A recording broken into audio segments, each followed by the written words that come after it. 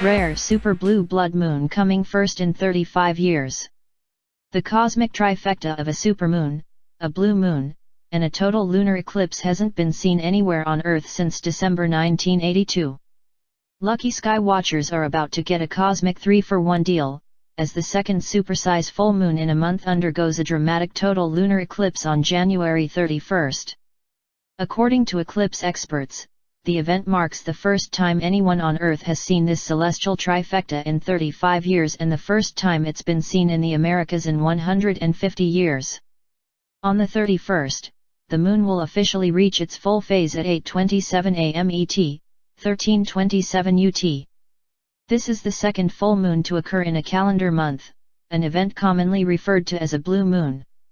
Around the same time, the full moon will be making an especially close approach to Earth, a phenomenon popularly called a supermoon. Adding to the space oddity, viewers in some parts of the world will also see a total lunar eclipse on the 31st. When the eclipse hits its peak, the moon's face can sometimes take on a reddish tone, earning it the moniker of blood moon. Based on this cosmic combination, the unusual lunar sky show has been dubbed a super blue blood moon. So, what can sky watchers expect to actually see? The nearly full moon will reach its closest point to Earth at 6 am ET, 11 o'clock UT, on January 30th, when the moon will be just under 223,069 miles from our planet. This means the full moon on the 31st will appear about 7% bigger and 14% brighter than usual. But the most visually impressive part of this lunar show promises to be the total eclipse. Lunar eclipses happen when Earth is between the moon and the sun, so that the moon passes through Earth's shadow. Eclipses don't happen every month, because the moon's orbit is tilted with respect to ours, so the lunar orb usually passes above or below Earth's shadow. Our planet's shadow completely engulfs the moon's face twice a year, on average. Find out about lunar eclipse myths from around the world. Where will the eclipse be visible? For this month's super blue blood moon, the best views will be for people on the northern part of North America's west coast, as well for viewers across China, Japan, and most of Australia. Observers there will witness the entire eclipse from beginning to end during the early morning hours of January 31st. The eclipse will begin when the moon enters the darkest part of Earth's shadow, called the umbra, at 3:48 am PST, 11:48 UT. From that point, the umbral shadow will spread across the moon's disk from left to right.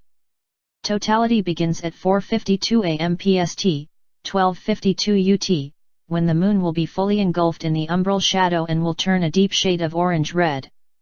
Totality will last as long as an hour and 12 minutes, depending on your location, with the rest of the visible eclipse ending at 7:11 am PST, 15:11 UT. Observers in parts of western South America, most of North America, India, and eastern Eurasia will get to see a partial eclipse, while sky watchers in large swaths of Africa and South America will miss the show. What makes the moon turn red? Although the moon is in shadow during a total eclipse, sunlight shining through Earth's atmosphere gets bent, or refracted, toward the red part of the spectrum and is cast onto the moon's surface. As a result, the lunar disk goes from a dark gray color during the partial phase of the eclipse to a reddish-orange color during totality. The moon's color during totality can vary considerably depending on the amount of dust in Earth's atmosphere at the time. Active volcanoes spewing tons of ash into the upper atmosphere, for instance, can trigger deep blood-red eclipses. While no one can predict exactly what color we'll see before each eclipse, based on current activity, expectations are that this total eclipse will be a dramatic brilliant orange. What happens if I can't see totality? If you get clouded out or it's daytime where you are at the time of the eclipse, you can still tune into the show online via webcasts such as the Virtual Telescope Project and SLU. And if you happen to miss out this time around, the next total lunar eclipse will arrive on July 27 and will be visible from Asia, Australia, Africa, Europe, and South America.